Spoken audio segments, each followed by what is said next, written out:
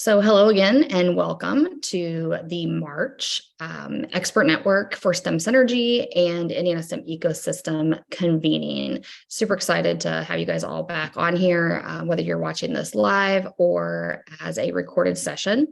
As a reminder, if you are on here live, please change your name to your name and your organization just for people's information and just to provide additional opportunities for networking. You can do that by going to your image in the participants and clicking on the little ellipses, the three dots, and go down and rename yourself. So you can do that way.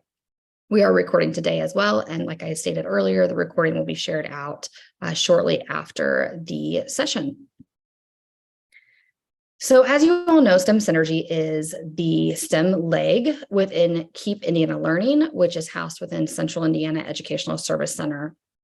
STEM Synergy, you can find all of this on the Keep Indiana Learning website, but we are one of the expert networks. And through the work that I was doing independently as the Indiana STEM ecosystem lead, that work merged and transitioned over into the work that Keep Indiana Learning was doing as they decided to stand up a leg of STEM.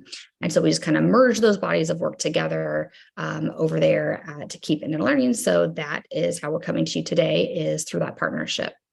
So today's agenda is going to really be honing in on some updates for the Indiana STEM ecosystem, the functionality, kind of the logistics behind the scenes, and then also some really exciting partnerships that I know that I have kind of teased out in the previous couple of meetings, and then as well as some updates on those partnerships and some opportunities with some new projects. I'm also going to spend some time dipping into some federal information around federal budget requests that have been put forth as it relates to STEM, obviously, and then also some state updates as it relates to STEM. And then we'll spend some time talking a little bit about some upcoming events and opportunities that you can share with your networks, and then hopefully also engage and participate in.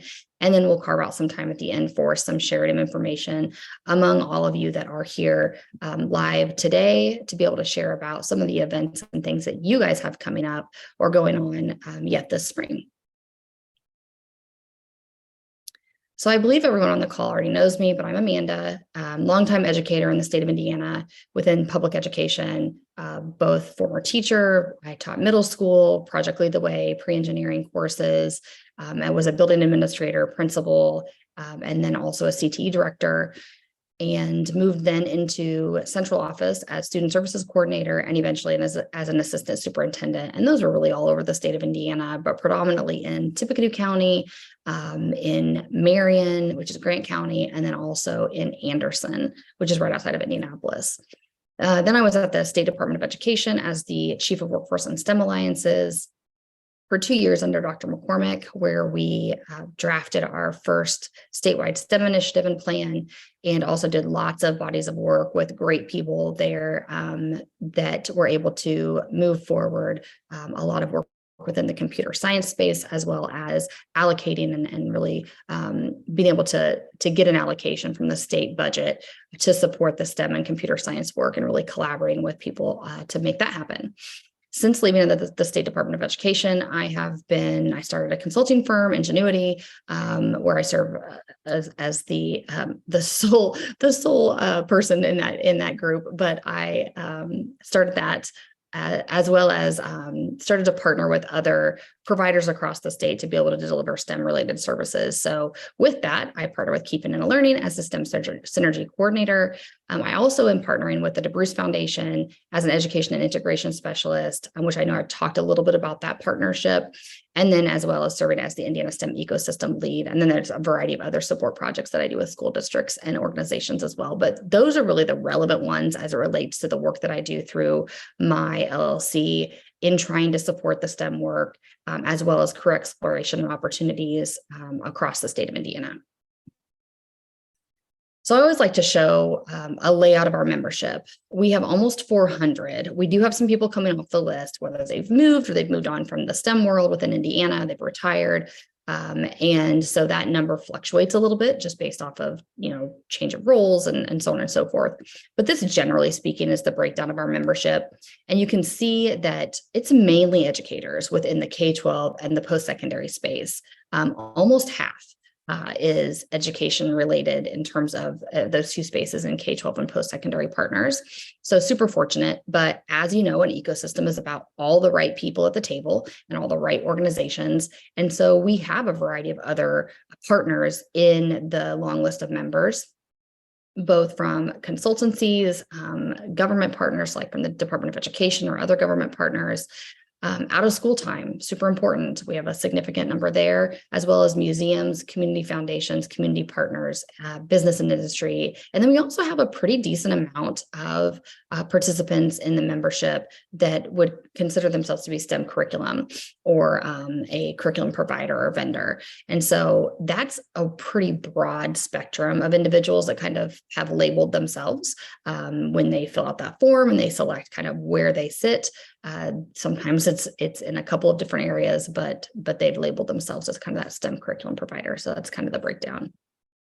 So I do want to take a minute and just see of the participants that are live today, who all's here. So we're just going to go down the list of participants. And if you can just take a minute to introduce yourself, obviously your name, what organization you're with, and we will have time, like I said, later to share out of events. And so we'll hold off on that piece until later.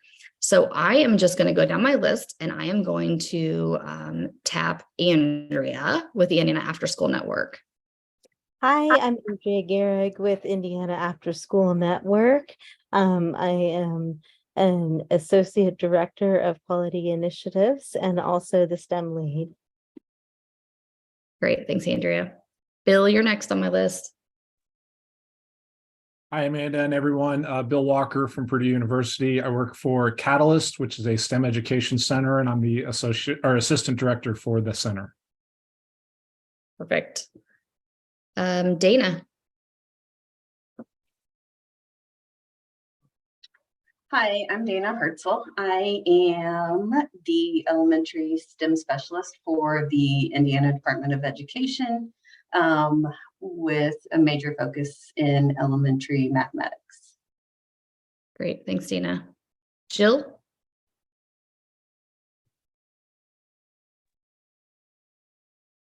Hi, everyone. I'm Jill Newton. I'm on the math education faculty at Purdue University. Awesome. Thanks, Jill.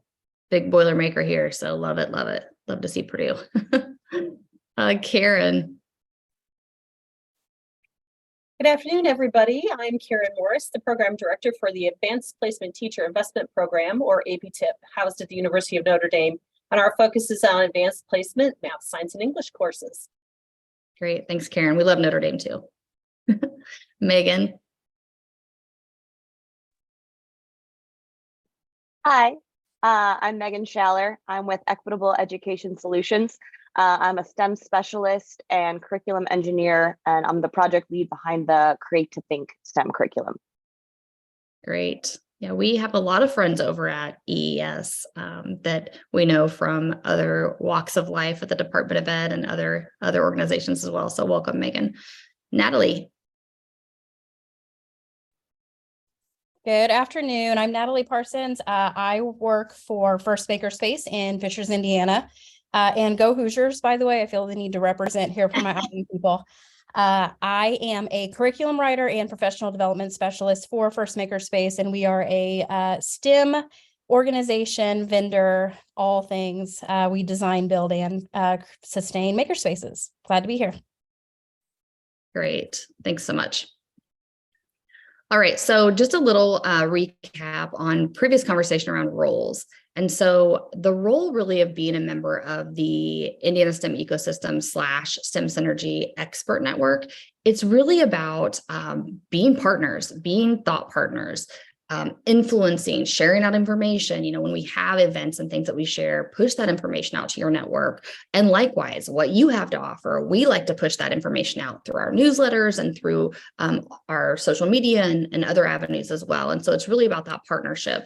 But it's also about you being a key contributor. So what you inform, whether it's inform each other, inform the network, inform me, the DOE, the various educational service center partners, et cetera, it's about you guys really being able to contribute and provide guidance and support around STEM education for the state of Indiana. And so you all are, boots on the ground out there, working directly with either K-12, post-secondary, out of school time partners, whoever it is that you're working with. Some of you are in programs where you're working directly with students and families and communities. Others are more programmatic on the back end. And so regardless of your role, it's really about you guys sharing with us and each other about what it is that you're hearing from the field. What are the needs? Where do we need to really identify, a specific gap that we're not addressing, whether it's through specific professional development or support, funds, whatever that is. How do we need to provide support? Where are the gaps? And what do we need to really look to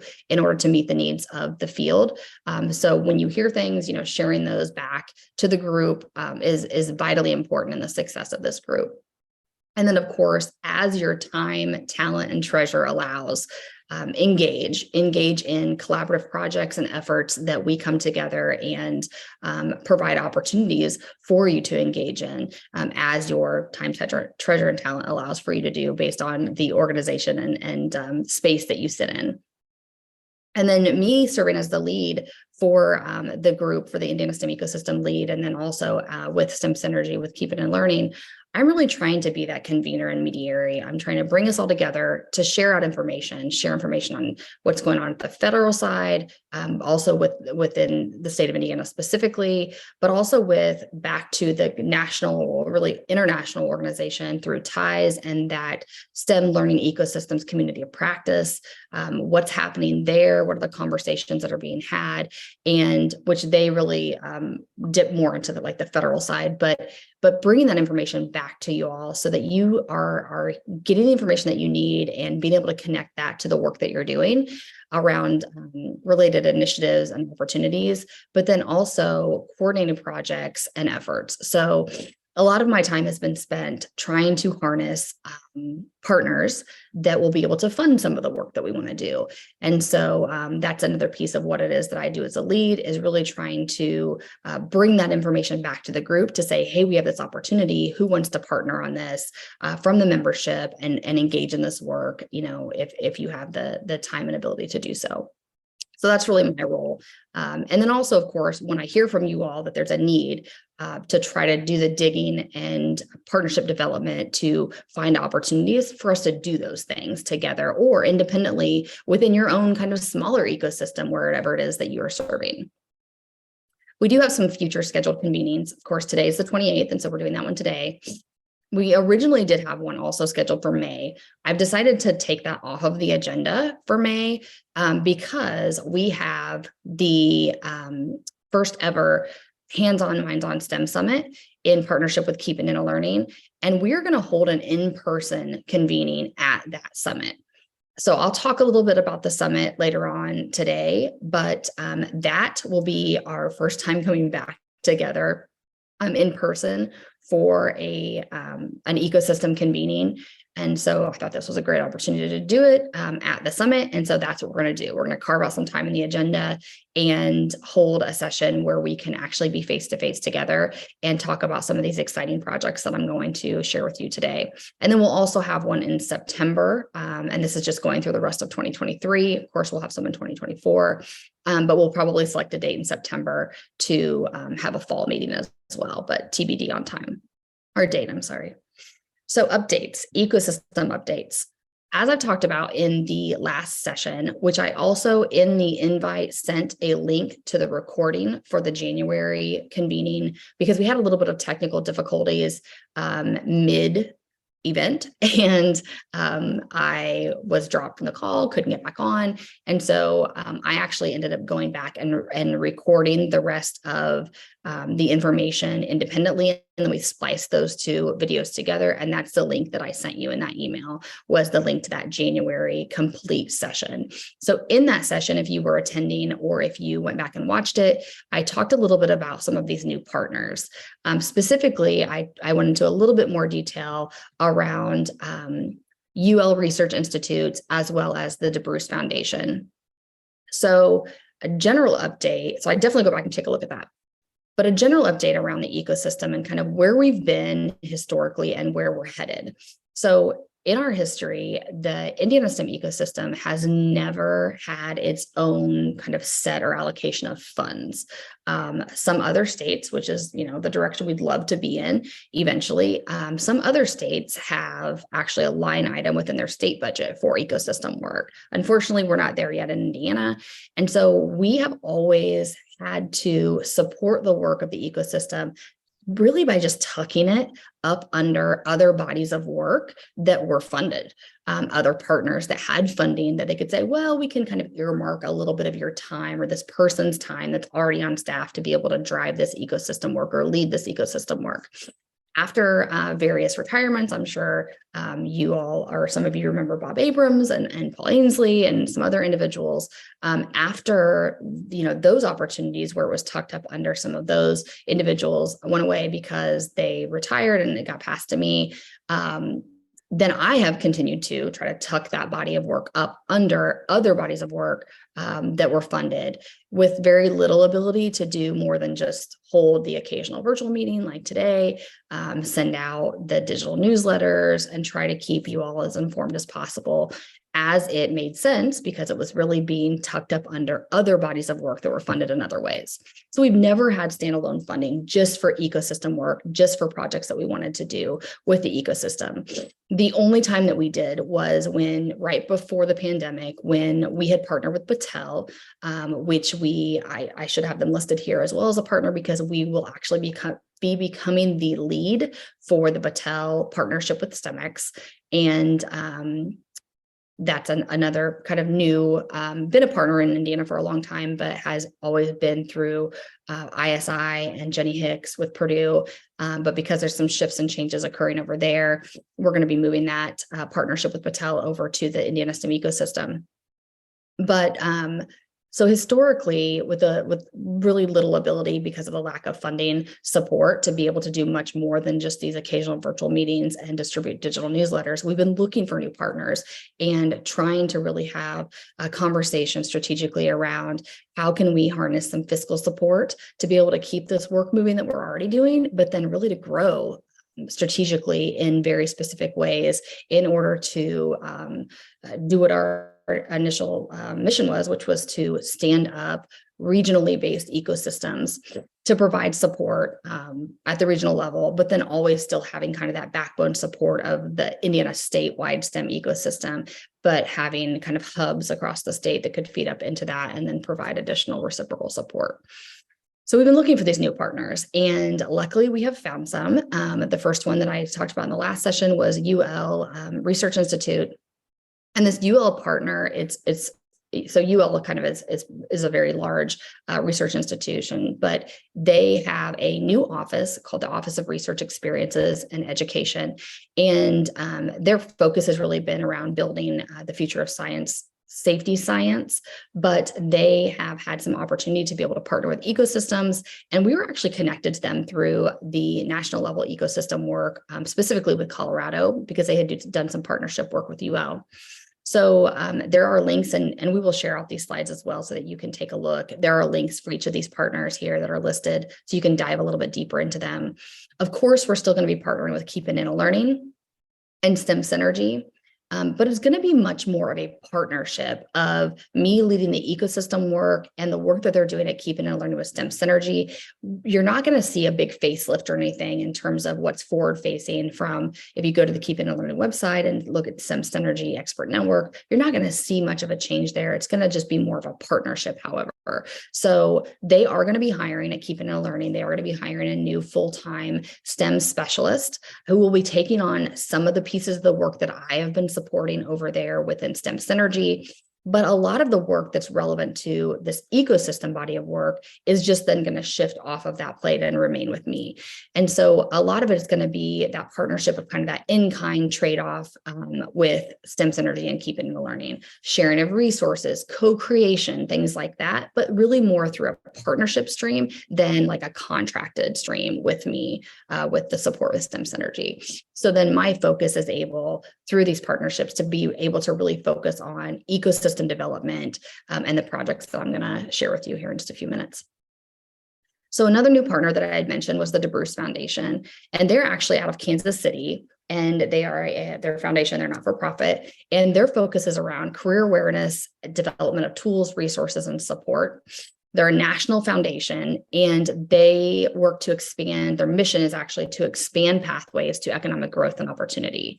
So they work to help people of all ages figure out what they want to do and what they're good at, and then use that information to open up more career possibilities. So obviously, career development is important in all assets or in all aspects of life in terms of whether it's STEM or not. But through this partnership, we're actually able to take some of these bodies of research, tools, and resources and weave them through the ecosystem work. So my partnership with them is really around, it's kind of twofold. I am, because of the relationship that the Bruce Foundation has here in Indiana, because of the fact that they have embedded their Agile Work Profiler tool, which is like an assessment tool. They've embedded that within the Indiana Career Explorer platform, which is state-funded platform that's free to all Hoosiers. If you're not familiar, I can send you some more information on that. But because they've embedded that, they needed someone here, boots on the ground, in order to provide additional support around their resources, tools, and use of that Agile Work Profiler, but then also the then what? What does this mean? What does it mean to have my agilities? How do I leverage this as an educator with my students in a really profound way? So they had contracted with me. Well, through additional conversation of the ecosystem work and other work that they've already been doing in Kansas City, where they're based, we said, this just makes really good sense for it to really be embodied and embedded back up into the work that we're trying to do with the ecosystem here in Indiana. And so we're going to be partnering with them in a unique way to leverage their resource support, tools, and research within the work that we're doing with the Ecosystem Hub Development Project that I'm going to talk about here in just a minute. There'll also be some additional resources and opportunities for completely open access to tools, resources, as well as support opportunities for me to come in and provide additional support around the AWP, agilities, coach training, things like that, that we're actually going to be doing with some of the educational service centers as well with the DeBruce Foundation. So more information can be shared on that, but there's also, if you go back to the January session, there's a little bit more information about that as well.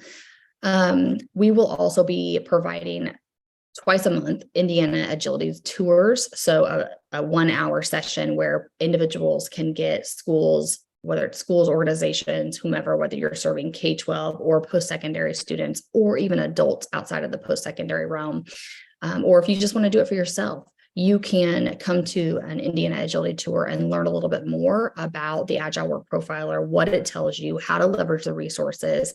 And they also have at the DeBruce Foundation, again, research-backed, a lot of Career Explorer tools where, similar to what they offer in Indiana Career Explorer, where they've pulled high wage, high demand data from ONET, so career data around job opportunities, career fields, et cetera. And they've aligned those with the research around agilities. And so there's some great tools and resources that we'll show you if you come to those free tours and teach you how to use them with whoever it is that you're serving. And then, of course, I mentioned the ESCs of Indiana, which are linked out here. If you don't know, there are 9 regional educational service centers, or ESCs, across the state of Indiana.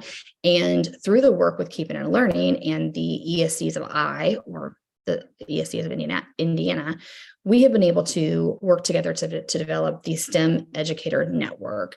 And so all of the ESCs are represented on that. I have sat on that on behalf of Keep Indiana Learning through CIESC. I will continue to connect with that group. But really more from an ecosystem perspective, since my role kind of with the STEM Synergy is going to be more of that in-kind partnership piece, since they're going to be hiring that full-time STEM person. And then I'm taking over more of the ecosystem work.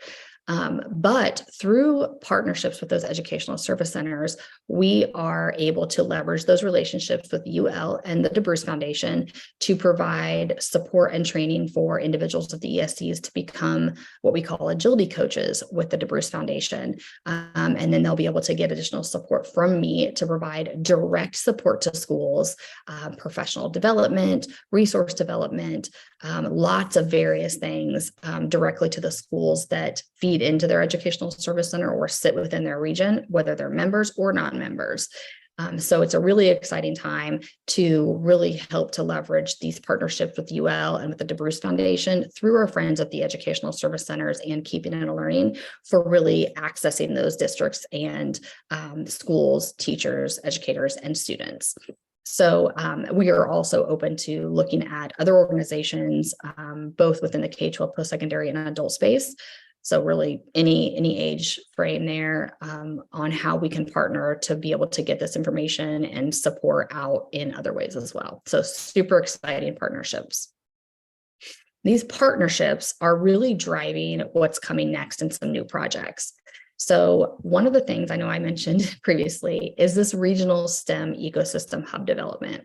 So we all know that to really get anything done, like where the magic happens is at the regional and local level, right? So we've always had this statewide STEM ecosystem, and that's how we've always tied back up to the TIES is the backbone organization that drives the work of the SLECOP, which stands for the STEM Learning Ecosystems Community of Practice. And so they're the ones that have like that national convening, and they bring all these ecosystems. There's over 100 both across the nation, and there's a couple international groups as well that come together to collaborate as a larger network. So one of the things that our partners through UL are being able to fund is this regional STEM ecosystem, what we're calling hub development. So we're still going to maintain this Indiana STEM ecosystem kind of larger collaborative network, but then we're also going to be able to work through the educational service centers as kind of the hub with partners in all of the realms. So your business and industry partners, your post-secondary, your not-for-profit, your out-of-school time partners, et cetera, all the same players that need to be part of an ecosystem, just like the Indiana state ecosystem. We hope to, through this partnership, create these regional hubs with those 9 regional ESCs that will be able to serve through funding support and other support opportunities, be able to really serve as more of a regionally based hub, a regionally based ecosystem group where those partners can come together. So we'll be seeking regional ecosystem partners and members in the coming months as this rolls out to the ESCs. And we will probably, we'll see kind of what the interest is. I've had various conversations with those ESCs already leading up to this. But the hope is that by next school year, we will be able to start hosting regional ecosystem hub convenings. And so once those are all up and running across the state, through some funding support and some other in-kind support from the kind of the state ecosystem and our partners, then once those are up and running, they will be able to still receive support from us, but then they'll be able to really drive that ecosystem from a regional perspective. This is really a very popular national model. And so lots and lots of states are really doing it this way, where if they've served as a statewide STEM ecosystem, recognizing that you can't get things done at the state level like that, that you really need to have that regional kind of development. A lot of states are kind of going to this model, which is really exciting. And actually, Ohio is where most of TIES is actually based. And so they work closely with the Ohio STEM ecosystems and the Ohio Department of Education, and they are doing a very similar model. And so more information to come on what this is going to look like in terms of the regional ecosystem hub development. But one of the first things that I'm going to be doing through this partnership and funding support is to be able to provide actual hours of support to those regional teams to be able to stand up their ecosystems and then to plan out a regionally based convening, hopefully for as early as the fall, depending of course upon the partners, but minimally next school year at some time, being able to have that regional ecosystem convening, and then all the support that comes alongside that in terms of really assessing where are we within STEM within this region, within all of the players, both from a K-12 and post-secondary perspective. How are we preparing our teachers and pre-prep programs and teacher prep programs within that region? How are we, are we short-staffed in terms of STEM teachers? How are we helping to solve that issue? How are our students performing within STEM, whether you're talking just math and science, assessment scores, or if you're looking at however the state determines that they're going to measure the new, which we're going to talk about, the new STEM standards in the future. How are we measuring that? Is there something regionally specific that we're looking at in terms of really looking at metrics around those STEM standards, or even is that something that maybe comes down from the state, some opportunities with that as well. I don't know. And I don't mean to put words into the state's mouth at all, Dana. so don't shoot me for that. But there's opportunities like that are going to come out of this work that we can then, be able to measure the work that we're doing as well. So super, super exciting. The other piece that is being funded as a new project is what we're calling an interactive network map. And so there's a couple of examples there on the slide that you're viewing. These actually happen to come from the STEM Connector, which I know many of you are familiar with, and then also from Employ Indy, which is out of Central Indiana, Marion County. And they are really more focused on like workforce development components with Marion County, but they also have used the same platform, which is called Kumu. And we are going to be able to harness some of the funding from our partner in UL to be able to have a data scientist work to collect that information and then really manipulate from the back end of the platform the things that we want to be able to not only demonstrate in this map, but also be able to leverage as members and as non-members of the ecosystem. So this would be something that then would eventually be public facing, where people could go to look for connectivity, networking opportunities, funding opportunities, program opportunities, et cetera. And so if you're not familiar with STEM Connector, that's kind of what it looks like once you get all the data into that Kumu platform that you have collected from your membership. It's going to be much more broad than the information that I have collected from you all up to this point. It's going to be not just, who you are, what's your organization, and who do you serve, but it's going to be much more specific in terms of the data that we're going to need to collect over time from the membership. So we will be asking for more information from our members so that we can populate the data to be able to create a comprehensive map. So what happens if you do go to these maps and take a look, or even if you just do a Google search for Kumu, you'll be able to see some pretty good examples. It actually creates kind of this web that you see amongst all of the players. So for example, if you look at on your screen, if you look at the STEM Connector one, you can see that there's different colors. And this is actually this is for someone that doesn't have full access to the STEM Connector. Since we are not yet a member of the STEM Connector, then we can't see like all the details, but this is the general one that someone can see. So there's even a deeper one that you can get to. But what this does then is you can see kind of all those threads connecting everyone. So as a member, you would be able to identify who all of your partners are within the STEM space, whether it is, and obviously this is regionally based, but then also across the state who you're connected with, across the nation who you're connected with, whether it is in terms of who your curriculum provider is, or who you leverage to come in and do conversations within your classrooms around career development as it relates to STEM, whatever it is. Maybe you have some funders you want to connect to, or you spend a lot of time with your regionally based museums or community foundations, and you've partnered with them in some way, whether it's to fund projects or to volunteer or to host an event, or maybe they just sit on your local STEM advisory. So you'll be able to dictate who you want to connect kind of within that map to yourself, to your organization, and then who you are then connected to. And so then this is a live map. And so when people are able to get into this, then they will be able to obviously zoom in, filter out in a lot of different ways on what they're specifically looking for in a partner, or if they're looking for a specific type of program to send their student to, or to engage with their classroom, or maybe they want to connect to a teacher prep program as it relates to STEM. They'll be able to do that through this map.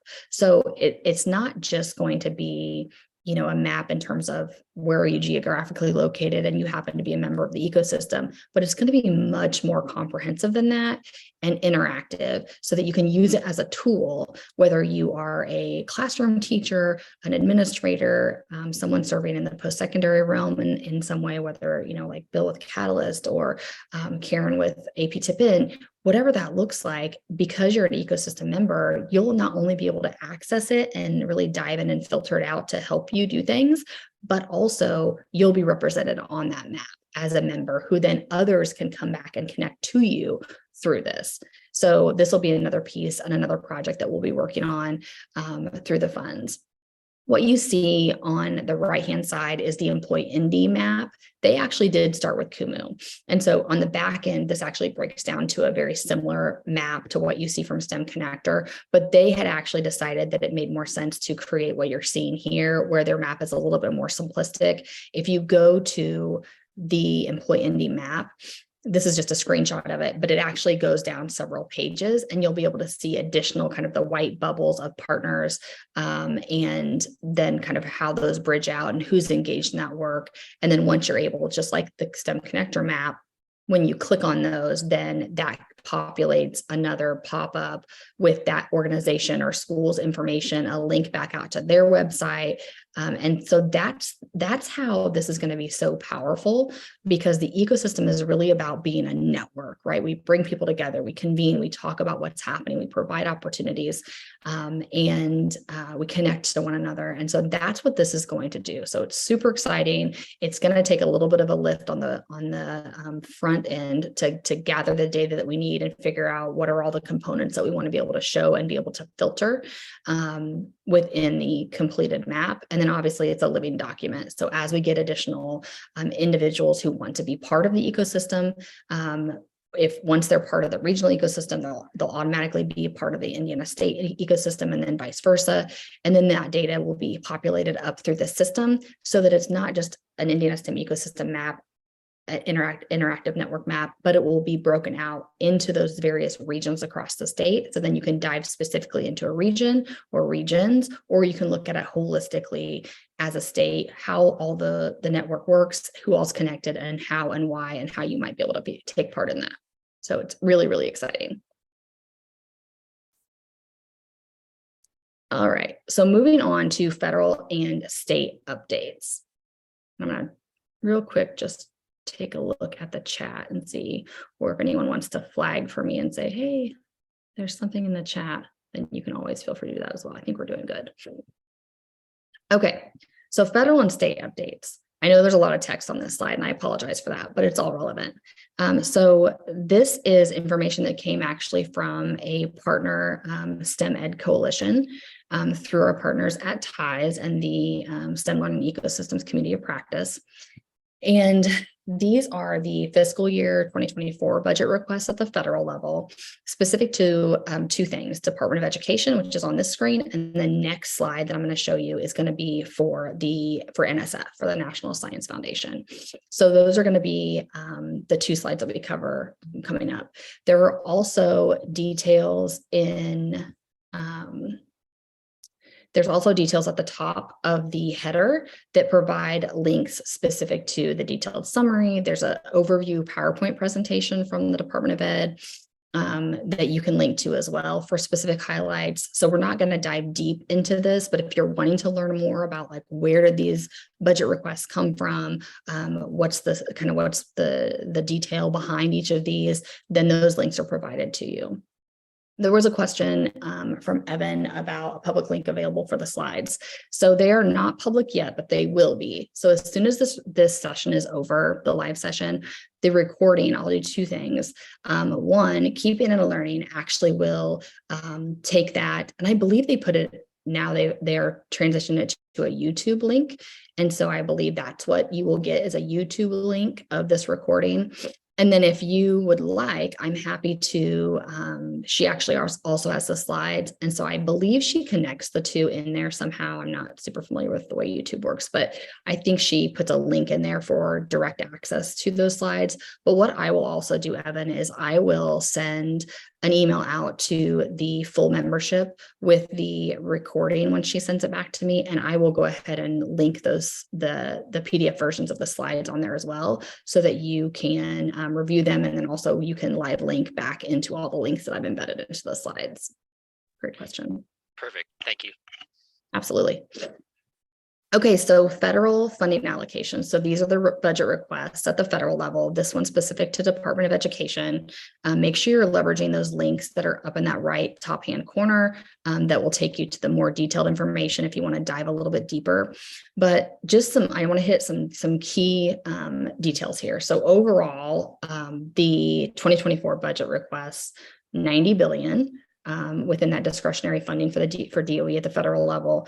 And that is a 13.6% increase from the enacted level from 2023. So not the requested, but the enacted. So we are up about 10.8 billion in their request from what they actually received or what was actually enacted.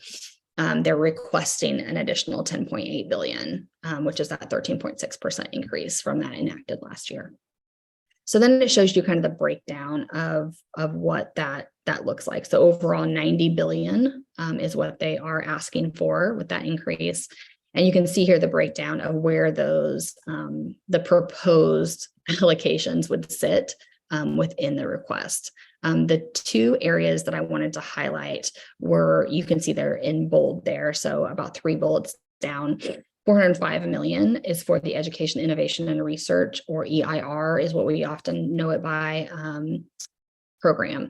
And it's an increase of 121 million. And this proposal also, again, for a second time, proposes a focus on both mental health and social emotional learning, but they have maintained a focus on STEM for this specific grant program. So do expect out of this increase, if let's say this passes, as is, which is probably not going to happen exactly as is, but let's just, hypothetically say that, and it increases 121 million. You're going to want to watch for EIR grant opportunities from the Education, Innovation, and Research Program line item in this budget, because if they increase by 121 million, then there definitely will be some additional grants. They already have great grant opportunities from EIR specific to STEM, but there should be more, because this has been an area that Congress has focused in on, saying that STEM should be a focus of this grant program through EIR, and it has increased per their proposed budget. Secondly, the main STEM account for the Department of Ed, that is the Student Support and Academic Enrichment Grants, and that is 1.405 billion is the ask. Again, another increase from fiscal year 23 of what was actually enacted in 23. It has increased by 25 million. So significant. Again, these are just the requests. This is not actually something that's been approved yet, but these are requests at the federal level for funding specific to areas that would impact us in education within the STEM realm. And also I included there some of the title, preschool incentive, et cetera. So definitely worth noting. The other thing that's not bolded there, which I know we also, with our out of school time programs, we also leverage that 21st Century Community Learning Centers program funds a lot as well. It is there was no increase in their ask, but it did remain the same. And you can see there at the end, at the bottom of the slide, there was no proposal included around specifically the Office of STEM Education. And that was something that had been floated last year, but it was not included this year. So they talked about it last year, it did not pass, and it did not even get brought up again this year. So definitely be looking for funding opportunities, grant opportunities specific to this new proposed budget. Of course, watch what happens with the approvals, but specific to the EIR program, as well as the student support and academic enrichment grant programs. So the next slide is, again, federal budget request, but this is specific to National Science Foundation, or what we call NSF. So NSF is a federally funded program, and they have also increased their ask from the enacted fiscal year 23 amount by about a little over 18%. So another significant increase, which is 11.5-ish billion dollars overall. So significant increase there. And one of the areas that I wanted to hone in on here is specifically the increase of 16% over the fiscal year 23 enacted amount for NSF STEM funding, which was 1.4 billion. So there's an increase both in overall for NSF, but then also specific to STEM. So be watching from NSF, some additional funding opportunities there. And then there's some other areas here that are outlined as well that do tap back into STEM programs, but they're much more specific. So for example, the next one there, LSAMP, is specific for minority participation. You have some additional ones on the next slide that will be specific to HBCUs. So there are some other very specific line items that they have requested that are related to STEM and relevant to STEM work, but it'll be for a much more specific, prioritized population of individuals and programs. Still worthy of noting, still worthy of paying attention to, but those are essentially the highlights. So both Ed and NSF budget requests that would impact STEM in some way have been increased for this year. So definitely be watching those. And also on these last two slides for NSF, I included links at the top for the summary, as well as the summary of the program budget that was proposed. All right, so DOE standards. This was the next thing in terms of, excuse me, nose is running. In terms of state updates that I wanted to hit on. So as you all know, I believe most people are aware that the DOE, per legislation, they had to put together committees and prioritize standards and look at reducing standards. So that was something that came out of legislation. And those windows are currently open, minus the one that has already closed. So on the right-hand side of this slide, you can see the chart, that top section where you see that big cross out of red, that one has closed. That one closed March 22nd, and that was for ELA, math, and social studies. So unfortunately, that one is already closed. So hopefully, if you had some thoughts on that, you were able to provide public comment before that window closed. However, I wanted to bring your attention to the ones that close this week. So March 30th, the window for science, prioritization, and could be reduction. And we're going to talk about that here in a second. Prioritization and reduction for science standards, which also includes computer science standards, as well as social studies specific to US government and econ. Those all close this week, as well as the new developed STEM standards. Public comment closes for those this week as well. So Thursday is the final day to provide comment on those. We did create Keep It Learning created a YouTube that demonstrates just kind of helpful points or hints that I provided on a process that I would follow in order to give meaningful feedback, because it can be a little bit overwhelming when you get in there. Because, for example, for science, we just had state board adopted new science standards last summer.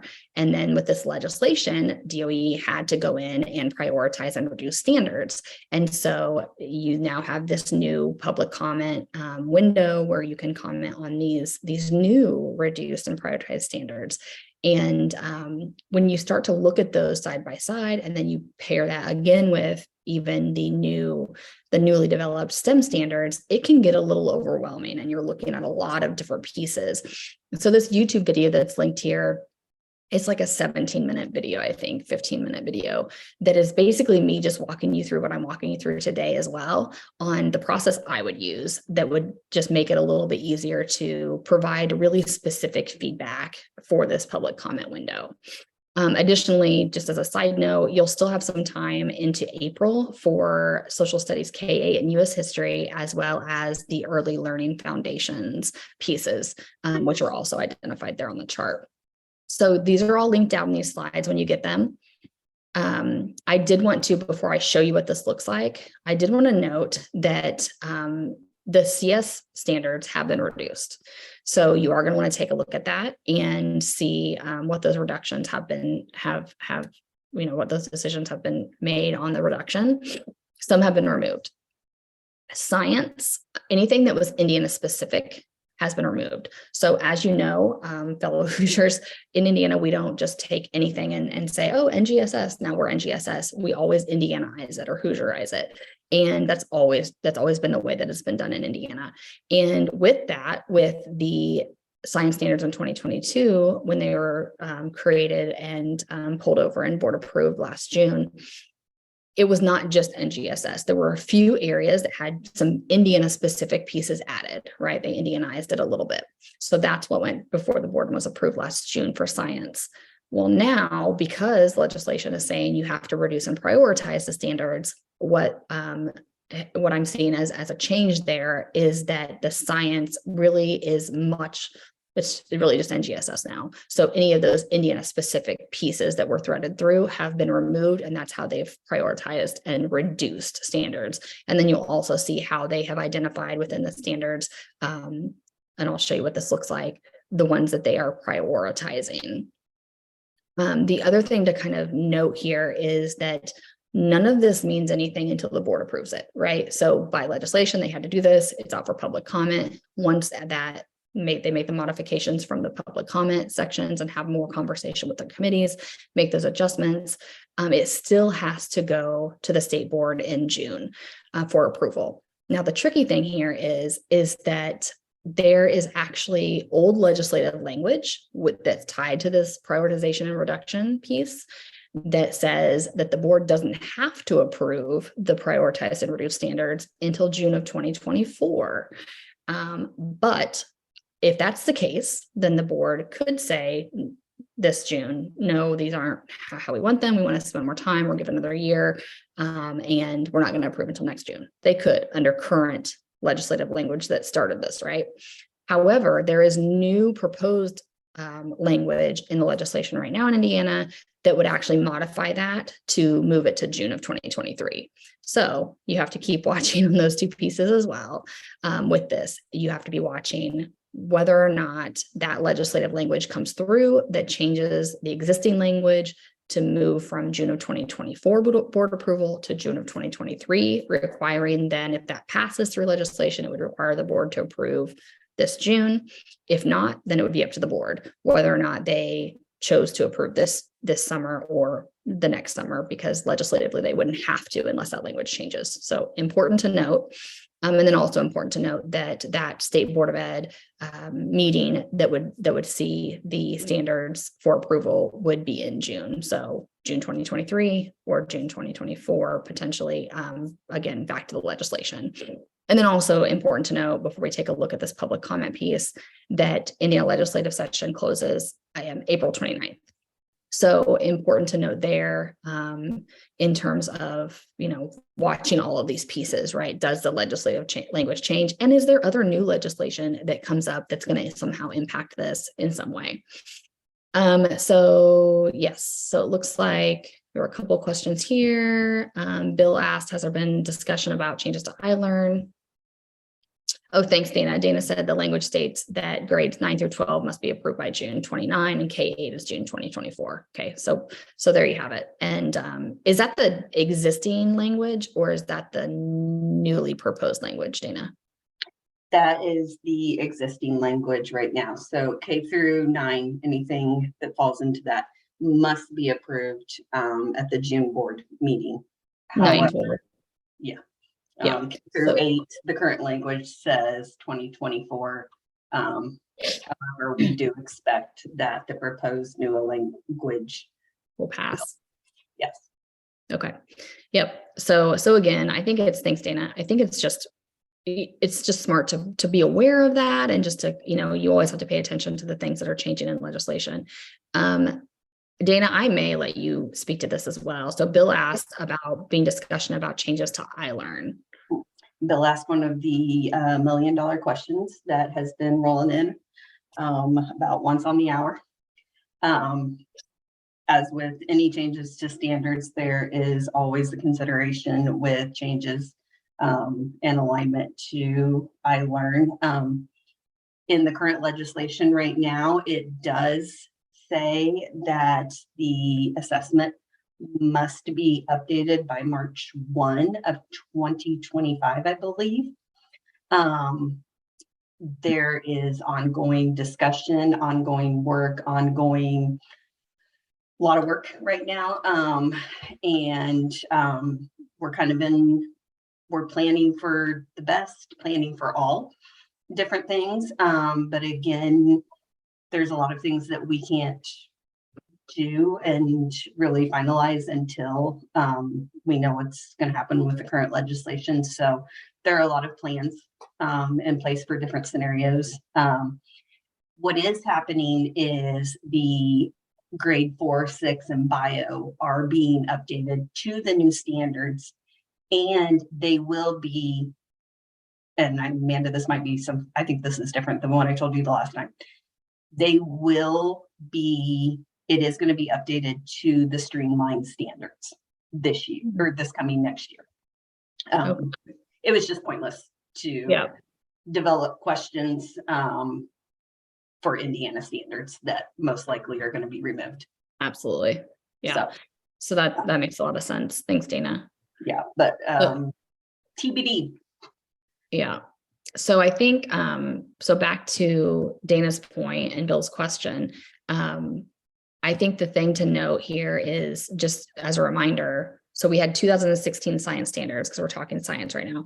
2016 science standards, we got the new June 2022 standards for science, which included some of those Indiana threads last summer, with the expectation that teachers would start to instruct using those standards, but they were not going to be assessed over the 2022 science standards in 4, 6, and bio. They weren't going to be assessed on iLearn this in 2022, 23. Sorry, I'm losing track of the years.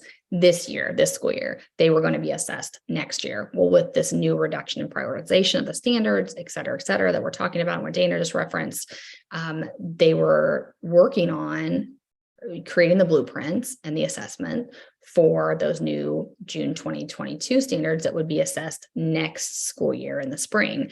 But luckily, like Dana said, in that process, they're actually going to, as soon as these are board approved, they will actually be using those updated standards, the prioritized and reduced standards for science, for 4th grade, 6th grade, and bio, for that blueprint that will impact spring of 2024. So next school year, spring iLearn assessment. So that's great news, because that takes a little bit of a burden off from teachers to say, which standards what am I instructing on, and what's going to be assessed? So I believe blueprints, do you have a date on that, Dana, when the blueprints are going to be ready? I think it was after approvals. Blueprints for science, what I originally knew, we're holding everything really until iLearn is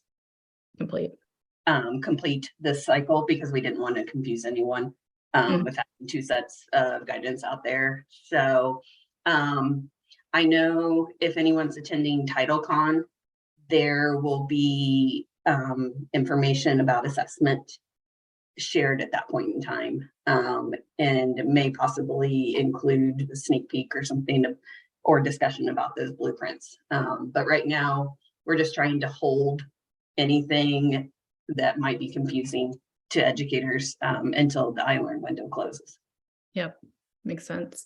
And we will keep updating as well, everyone, from an ecosystem standpoint, from our conversations, I meet regularly with Dana and have conversation about kind of what's going on and bring the questions too. So if there's ever something that you need, of course, Dana's I'm sure always open to getting those emails as well. But definitely reach out and say, hey, where are we at on this? But we will keep you updated on that too. And then Megan had a question: are the integrated STEM standards going to be included on iLearn for 4th and 6th science or computer science? Are you able to speak to that yet, Dana, in terms of how you guys are going to, or are you going to assess the STEM standards? Right now, again, TBD'd.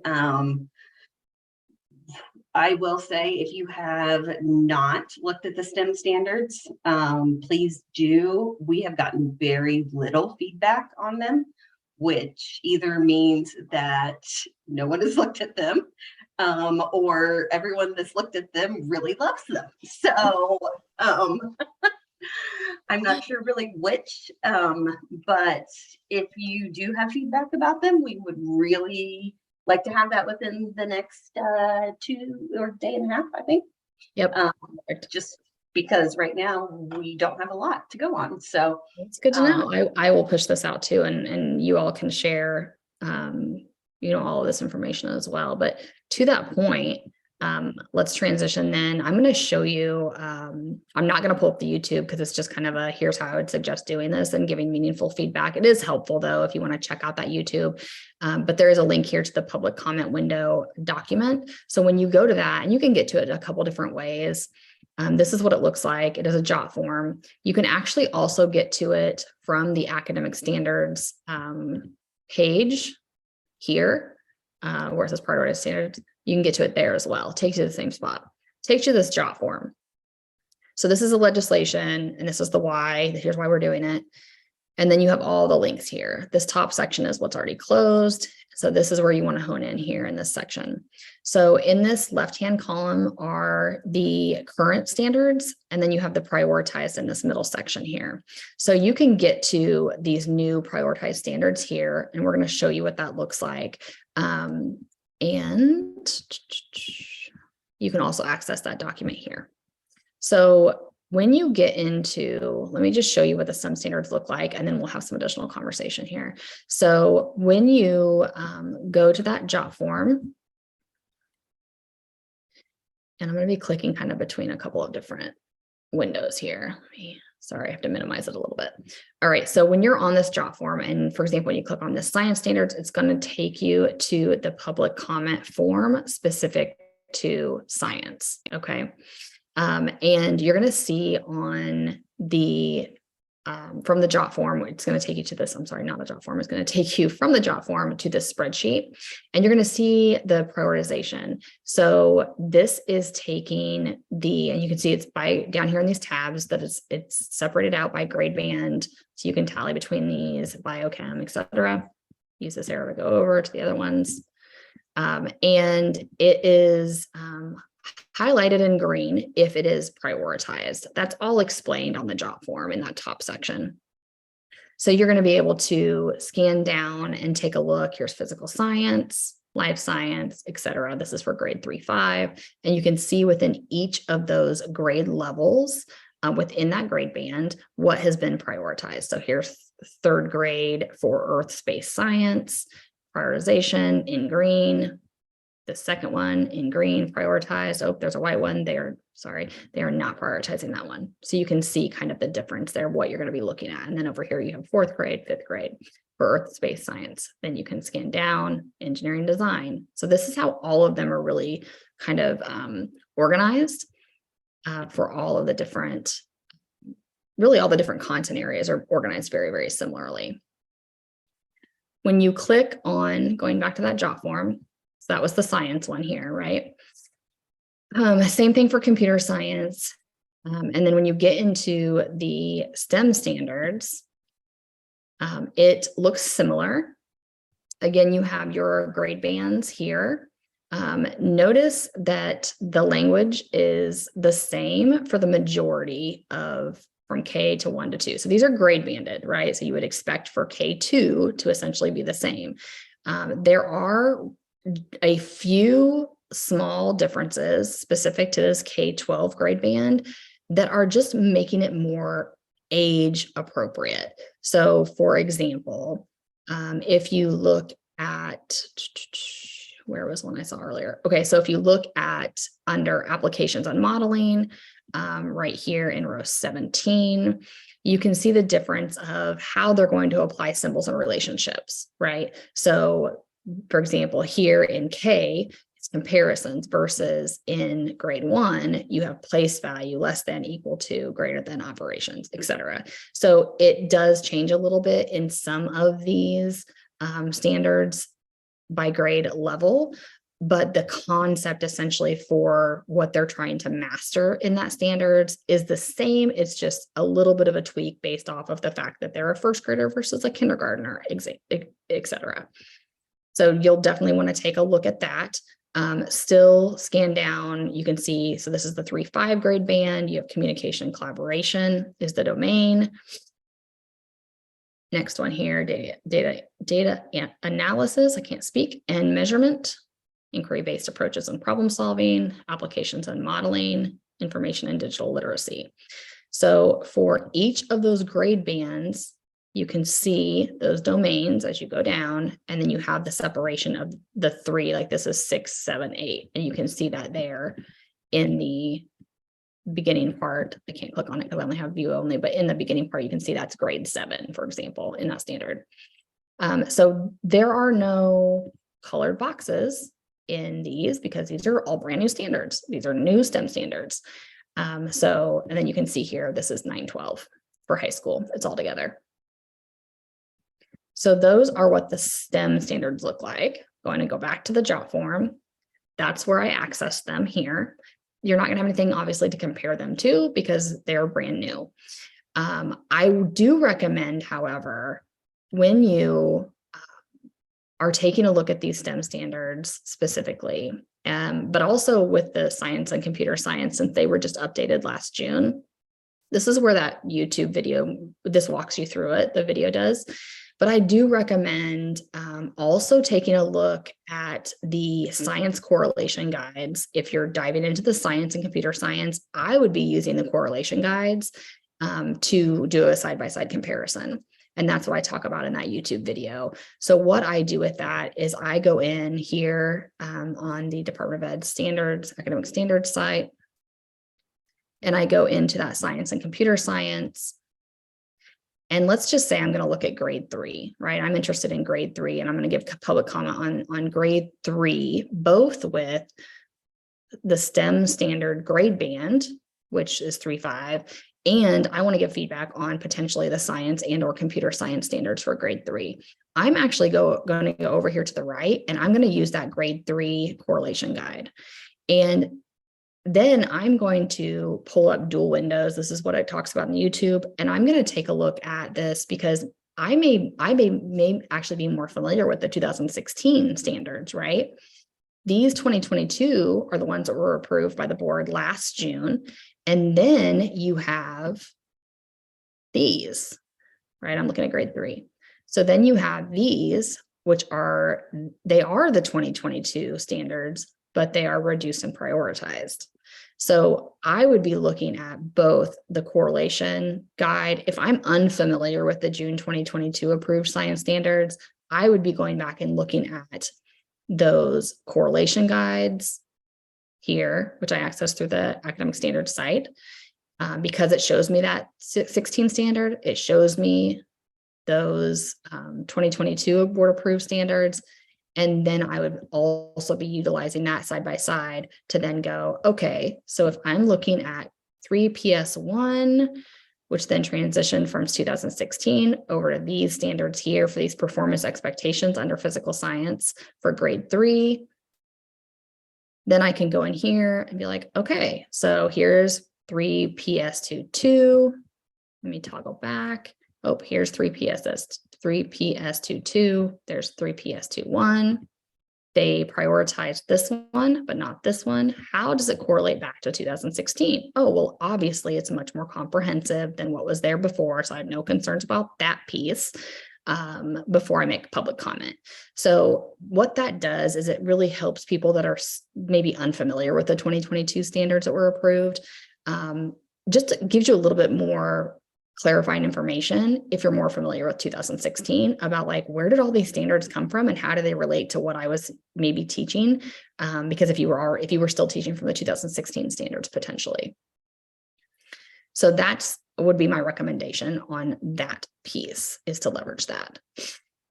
There's a message in the chat. Okay, great question, Bill. So since the integrated STEM standards are new, will they be reduced? And I'm gonna, Dana, correct me if I'm wrong, but I am going to say no, because the legislation, they didn't exist when that legislation was written, unless new legislation gets written. You are correct. Okay, cool. Yeah, unless, I mean, until they say sine die on April 29th, who knows?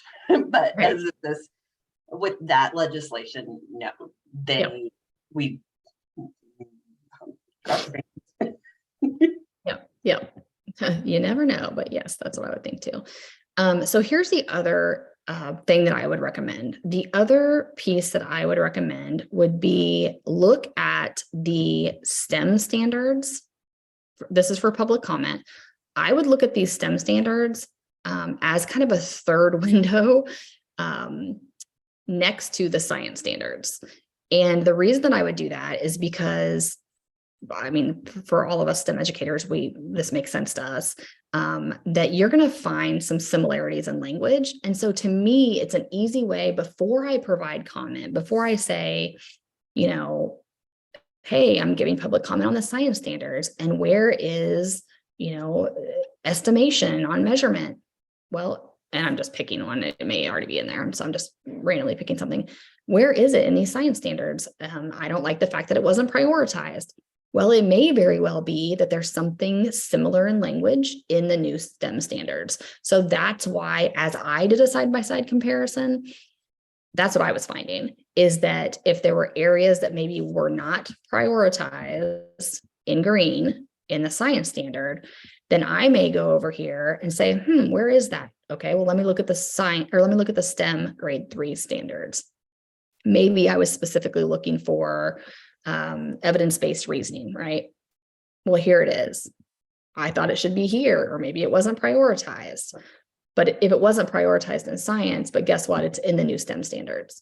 So I don't want to, you know, put words in your mouth of what your comment would be there, but just something to consider on as you look at the science and computer science standards specifically. Also simultaneously take a look at those STEM standards, and you can do a quick Control F.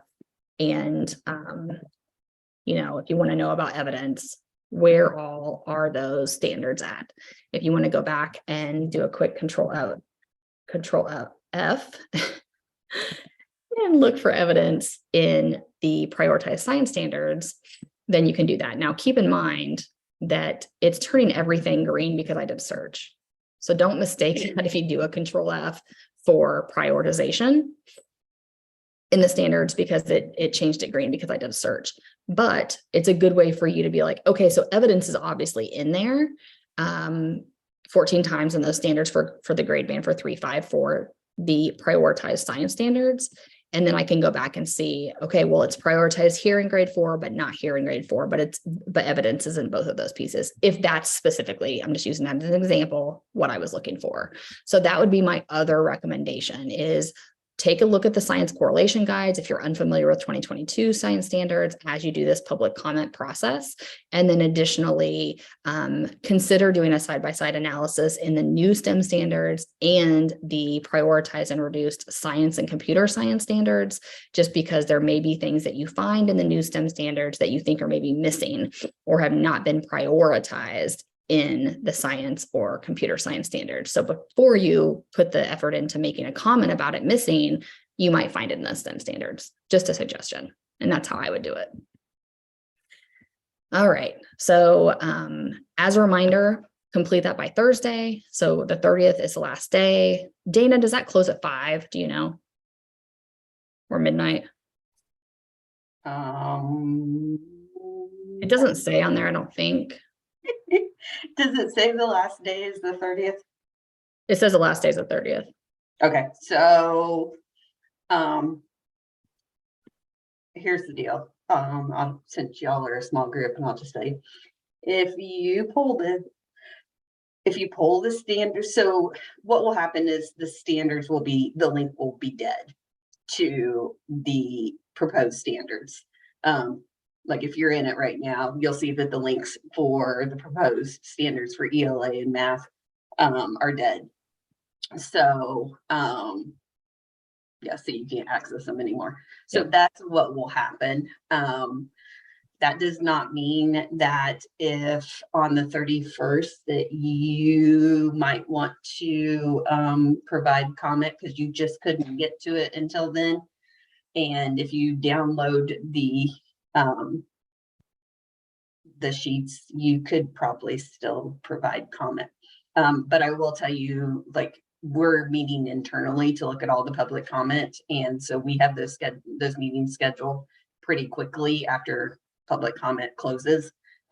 So I'd say, you know, if you can't get to it till the 31st, it will be, you know, we'll see it. But if, you know, it's like April 5th, we probably won't see it. Right. Because it just won't get pulled from the very huge master sheet. Yep. So Yeah. So definitely attempt by the 30th, but if not, and you go to that job form and these links right here are not live anymore, then you may want to jump in there sooner than later and just pull these over, download them so that you have a copy of the standard. So then you at least know what you want to make comment on, even if you end up just sending it not through the job form, but in an email saying, I missed this, but it's, you know, Friday or Saturday, and I still want to provide comment. Then I would definitely encourage you to do that as well. If you do that, send that to the Office of Teaching and Learning email address and not me. Do you want to drop that in the chat? I absolutely can. Awesome. Thanks. Okay. So moving on, this is just the second page there. I provided screenshots in case we didn't have enough time to jump in live to the standards. Events and opportunities. So I want to provide the last like 10 minutes for you guys to share out. So I'm going to kick through these pretty rapidly. So the STEM Summit, first ever Hands-On Minds on STEM Summit in partnership with the Indianapolis Children's Museum is on June 21st. Registration is open. Requests for proposals is also technically open. If you want the link, just email me and I can send it to you directly. It will be posted on the website on the same page that the registration is soon. I am surprised it's not already up, but they may have just had to make a couple of additional tweaks on the back end because we're actually collecting kind of a lot of very specific information for proposals. Because of the way that we're treating this conference as kind of like an unconference, it's not going to be any sit and gets, and we are really trying to stay away from just the typical STEM sessions that you hear at every STEM event that you go to, where you're talking about what is project-based learning and how do you teach through hands-on activities and what's critical thinking and et cetera. And we're really trying to put a very heavy emphasis on the science standards. Every single proposal that is approved will be, and this is all in the application when you submit a request to present, you will be in the museum. You will not be in a room. You will be in the museum, just like you were, visiting the museum, tied to a specific exhibit that we have hand selected that we believe can easily align to the new science standards. Additionally, we are requesting that proposals identify how they are going to provide direct instruction around specific standards and what specific standards, as well as which dimensions. So those 3 dimensions within the science standards, specifically, obviously the engineering practices and the cross-cutting concepts, how they're going to leverage those and really provide an opportunity for participants in their session to engage with practicing using those pieces during their session. So sessions are going to be 30 minutes in length. So they're going to be pretty quick so that we have time, because it's going to take some time to transition across the museum. So we had to lose some time just for getting across the museum. And those sessions are going to be 15 minutes of no more than 15 minutes of direct content instruction, tied back to those standards, tied back to the dimensions. And then the last 15 minutes of the session is going to be guided instruction and exploration, leveraging the exhibit. So this is a perfect summit for educators that K-12, not specific to just elementary. I know we've gotten that question a lot because it's at the Children's Museum, that it would just be for elementary, but it is for K-12. And we are going to be looking for proposals that are going to provide that variety, not just within the elementary space, but middle school and high school as well, that will be able to, again, tie back to those standards, tie back to the dimensions, and be able to demonstrate an opportunity for participants to get their hands dirty tied to the exhibit. So you'll actually select an exhibit. There are links in there to learn more about those exhibits that we've hand selected on how you're going to actually tie standards, dimensions, content, and what you're delivering back to guided instruction, leveraging the actual exhibit in the museum, not with the intent that people would come back to the museum and bring their classes. I mean, that's one option. But it's really more about giving educators that are there experience in actually in what instruction looks like and feels like as a learner through these new standards. So we want them to really engage in a way that they're going to go, okay, I see what this could feel like, as the person that's presenting is really teaching them how they're using cross-cutting concepts, for example, through that process. And how it's tied back to the standards, et cetera. They're just leveraging the actual exhibit as the tools, right? That's tied back to their content. So we want educators to really experience what this looks like and feels like, so they feel a little bit more comfortable than going back to their classrooms, even if they never step foot again in the Children's Museum, but they feel a little bit better around like what this actually looks like and could feel like to teach in this new way under the new science standards. So that's really a big piece of what we're trying to accomplish. But registration is open. We will only offer the summit if we hit 100. We have to hit 100 just to make it worthwhile in terms of all of the support and effort that's coming from the Children's Museum as a great partner. They are in-kinding a lot of their time, talent and treasure, space, et cetera, for this event. And so we want to definitely hit that 100. Our max capacity for participants is 350 because we're going to be leveraging their theater, if you're familiar with the space. And so it's a limited capacity of seats. We are also going to be, it is $40 to register for the event, but that does provide you with a meal ticket for lunch and snacks throughout the day, as well as your entrance to the museum, and you'll have full access for the full museum for the day, as well as the sessions and summit, networking opportunities, and a variety of other opportunities as well. So great event. Register if you want to also attend not only the event, but also want to attend for the June convening of the ecosystem and expert network members. We will be doing that on site during that summit as well. And more information to come on that. If you want the presenter proposal form now before it is up live, which should be soon, feel free to email me and I will send that directly to you as well. We are also offering, again this year, the STEM School Certification Bootcamp through Keep Indiana Learning and STEM Synergy. This will be the second year. We did have to postpone it. It was supposed to start in February, but we didn't get the numbers that we wanted early on in the year. And so we decided to shift that back, and it'll still be a 5-part series, concluding in time for applications to go in before that October deadline. And it was a great event. Schools really had some great feedback on that support that they received through the boot camp and in recommending it. So we're going to do that again. So that is actually not a live bit.ly yet, but it will be. And you'll be able to register as a school team to attend. And it's a hybrid virtual in-person support, as well as one-on-one school support with me coming out to your site to provide direct support as well.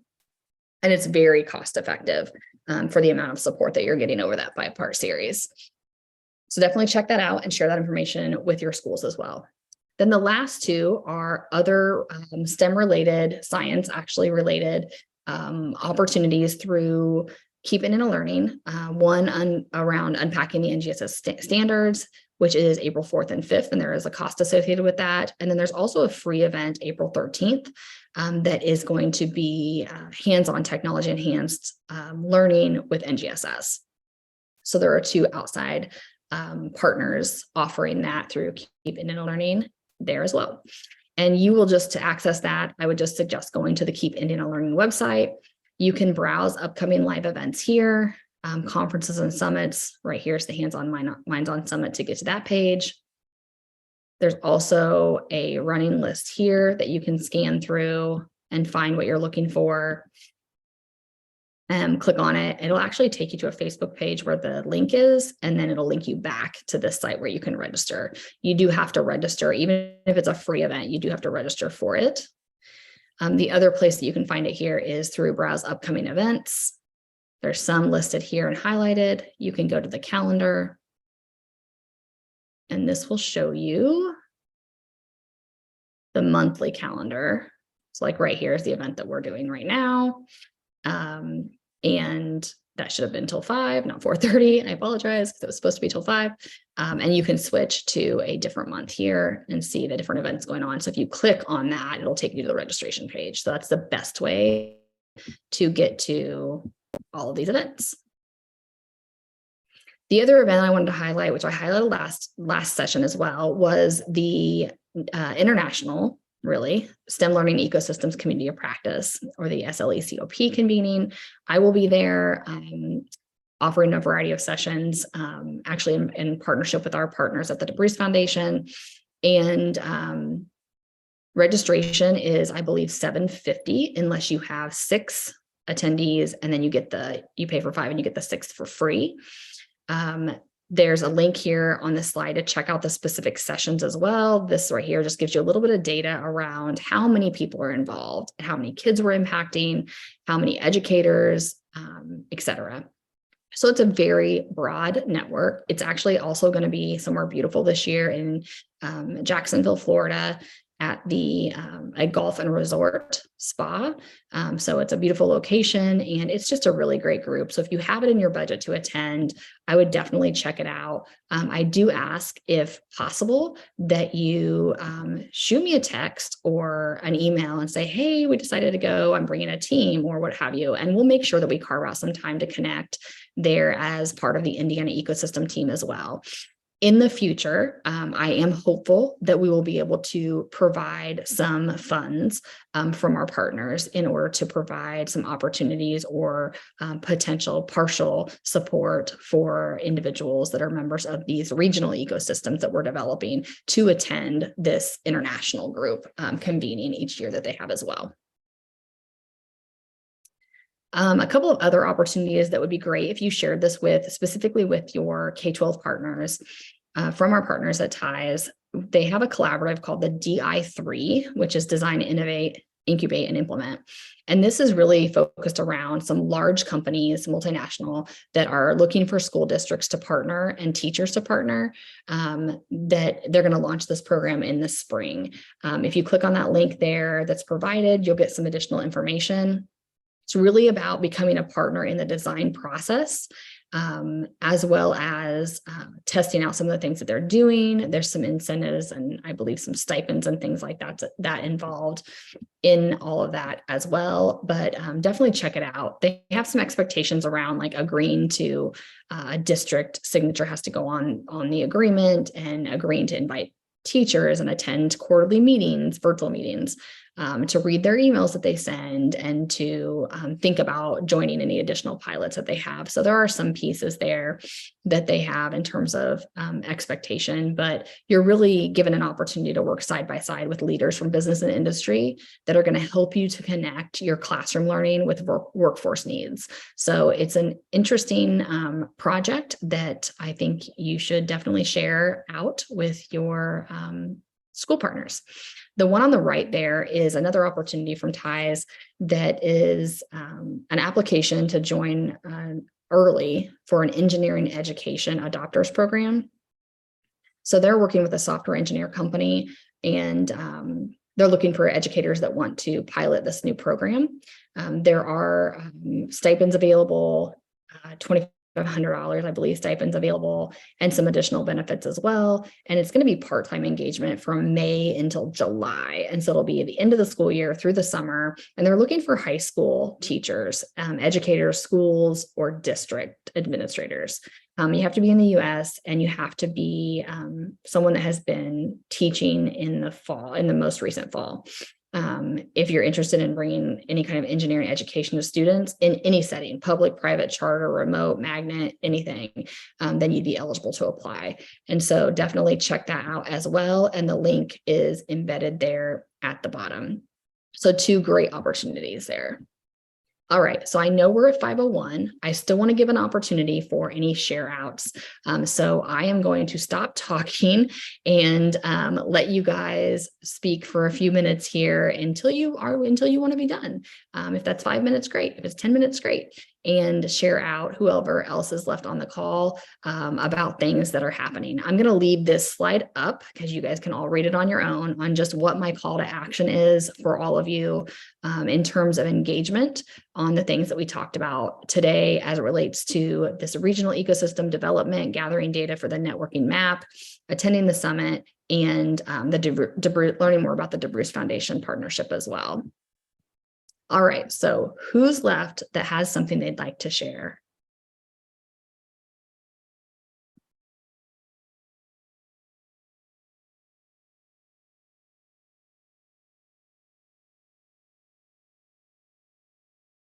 Anything happening in the STEM space in your organizations? If you have events coming up? Wow, Bill, nothing. You always have something going on. Karen had to leave. She may have had some things. She usually has some stuff to share about what's going on at AP Tip-In. Trying to survive April. I agree. Okay, well, as always, if you have anything that pops up that you're like, oh man, I wish I would have said this, you're always welcome to send that to me. We do currently we're still doing newsletters through STEM Synergy that may be readapted a little bit as we kind of move into this new relationship, but we still will be sending out information via digital newsletters. Right now, they go out every other month. And you're always welcome to send me information to say, hey, can you squeeze this in? And if I have space in the newsletter to be able to do that, sometimes they cut me off in terms of my length, then I will try to get your event into the newsletter as well. And I can always send it out to the ecosystem membership pretty easily as well through the listserv. So I'm just going to go back to this call to action and just notably this slide here with the variety of ways to contact me, whether it's via cell phone or one of the many emails that I have to check on the regular. So feel free to reach out as it makes sense and as you need some additional support or want to share some information with me. So thank you so much for spending your time with me this afternoon. And if you are watching this recorded, feel free to reach out with any questions. Thanks so much. Thanks, Amanda. I have a quick question.